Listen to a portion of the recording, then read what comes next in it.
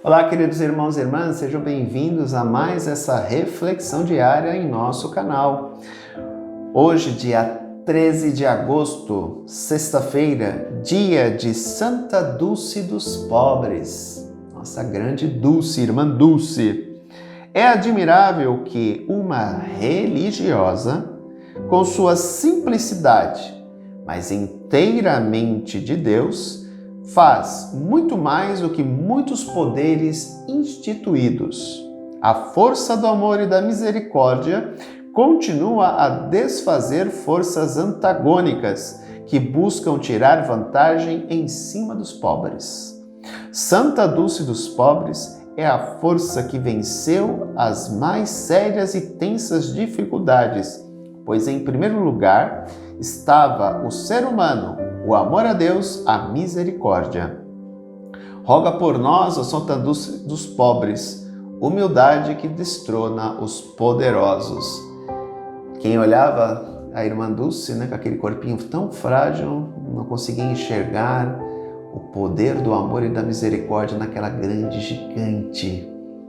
Dulce era algo espetacular. De uma saúde frágil, aquela baianinha, conseguiu fazer uma obra social que transformou a vida de milhares e de milhares de pessoas. Eu sempre costumo dizer que Santa Dulce é a nossa Madre Teresa de Calcutá brasileira. Então que Santa Dulce interceda a Deus por nós e pelos nossos pobres diante dessa situação de pandemia. O Evangelho de hoje é o capítulo 19 de Mateus, versículos do 3 ao 12. Naquele tempo, alguns fariseus aproximaram-se de Jesus e perguntaram para o tentar: é permitido ao homem despedir sua esposa por qualquer motivo? Jesus respondeu: nunca lestes que o Criador desde o início os fez homem e mulher? E disse: por isso o homem deixará pai e mãe e se unirá à sua mulher e os dois serão uma só carne? De modo que eles já não são dois, mas uma só carne. Portanto, que Deus uniu, o homem não separe. Os fariseus perguntaram: então como é que Moisés mandou dar certidão de divórcio e despedir a mulher? Jesus respondeu: Moisés permitiu despedir a mulher por causa da dureza do vosso coração. Mas não foi assim desde o início. Por isso eu vos digo: quem despedir sua mulher, a não ser em caso de união ilegítima, e se casar com outra, comete adultério. Os discípulos disseram a Jesus: se a situação do homem com a mulher é assim, não vale a pena casar-se. Jesus respondeu: nem todos são capazes de entender isso, a não ser aqueles a quem é concedido. Com efeito, existem homens incapazes para o casamento, porque nasceram assim. Outros, porque os homens assim os fizeram. Outros ainda se fizeram incapazes disso por causa do reino dos céus. Quem puder entender, entenda. O matrimônio é uma vocação, assim como o sacerdócio. E eu acho interessante isso, porque hoje as pessoas não são mais obrigadas a se casar. Antigamente, muitas vezes as pessoas não tinham vocação para o casamento e nem para o sacerdócio, mas muitas vezes eram obrigadas pelas suas famílias a se casar. Hoje isso não é mais necessário. A pessoa pode permanecer solteira pela vida inteira. Ela pode, ao ser solteira, ela pode se dedicar à comunidade, ela pode se dedicar a um trabalho voluntário, ela pode fazer N coisas com a vida dela. Hoje as pessoas não são mais obrigadas a se casar. Deve buscar o casamento aquele que realmente tem vocação para isso. Porque veja bem, qualquer uma das vocações não é fácil. A vocação matrimonial é fácil? Não, não é. Você tem que harmonizar. Duas pessoas têm que se harmonizar. Duas pessoas que têm temperamentos muitas vezes diferentes, pessoas que tiveram educações diferentes, pessoas que têm visões de mundo diferentes. E a arte é justamente harmonizar. Isso é possível como? Através da vocação matrimonial. A pessoa é vocacionada ao matrimônio. Então, se são duas pessoas que realmente se amam, elas harmonizam isso. Elas deixam as diferenças de lado e se apegam àquilo que as une. Porque o sacramento do matrimônio é assim, é uma balança, onde você coloca os aspectos positivos e negativos do seu parceiro. O que deve pesar mais são os positivos e não os negativos. Agora, se os negativos pesam mais do que os positivos, aí será um problema. Quando eu me envolvo com uma pessoa e quero construir uma vida com ela, eu tenho que me apegar aos aspectos positivos dela.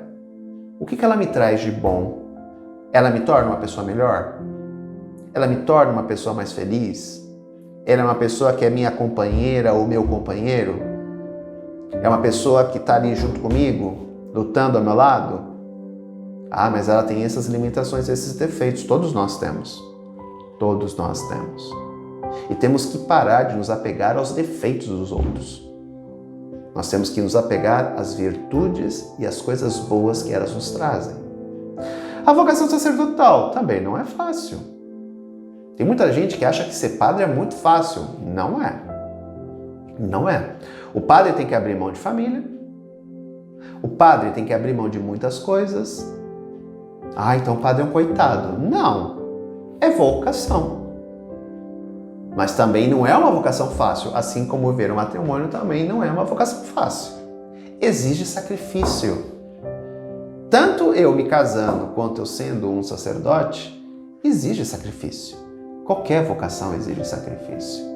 Ah, então o melhor é ficar solteiro.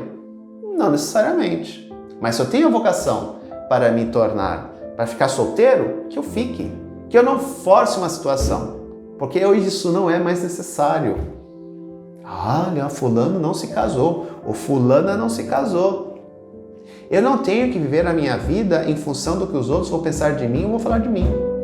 Eu tenho que viver a minha vida da melhor forma possível, de maneira mais honesta, de maneira mais íntegra, de maneira de acordo com o Evangelho. Eu não tenho que fazer as coisas na minha vida porque os outros vão pensar isso de mim. Não. Então, se não é chamado nem a vocação sacerdotal e nem a vocação matrimonial, que fique solteiro. Antes de ser um solteiro feliz, que poderá realizar grandes coisas dentro da comunidade cristã ou na própria sociedade, do que ser uma pessoa que ou vai enveredar por um sacerdócio e vai ser um péssimo padre, porque não vai ser feliz, porque não é a vocação, ou vai casar com alguém e também vai ser um péssimo marido ou uma péssima esposa. Por quê? Porque não tem vocação para aquilo. Então, entender as últimas frases de Jesus. Né? Com efeito, existem homens incapazes para o casamento. Vamos substituir as palavras homens e a palavra homem e vamos colocar ser humano. Vamos lá. Com efeito, existem seres humanos incapazes para o casamento, porque não têm vocação matrimonial. Porque nasceram assim. Realmente, tem gente que nasceu assim. E que seja feliz assim. O importante é você ser feliz, cumprindo o seu chamado, seguindo a sua vocação. Porque nasceram assim. Outros, porque os homens assim os fizeram. Aqui Jesus está falando dos eunucos. O que era o eunuco? O eunuco era aquele que era retirado o seu pênis. Por quê? Porque ele servia a rainha. Então, o que acontecia? Ele, para ter uma vida boa, vamos dizer assim, servir a rainha, dormir ao lado da rainha, servir o quarto da rainha, para que o rei não corresse risco, né, de ser um homem traído, ele colocava à disposição da rainha eunucos, porque ele não correria o risco de ser traído. E lembremos de outra coisa importante, né? O rei tinha que ter certeza de que o filho que a rainha tinha era dele, afinal ele iria sucedê-lo no trono. Então havia homens que se sujeitavam a isso, eles se tornavam os eunucos. Outros ainda se tornam incapazes por causa do reino dos céus.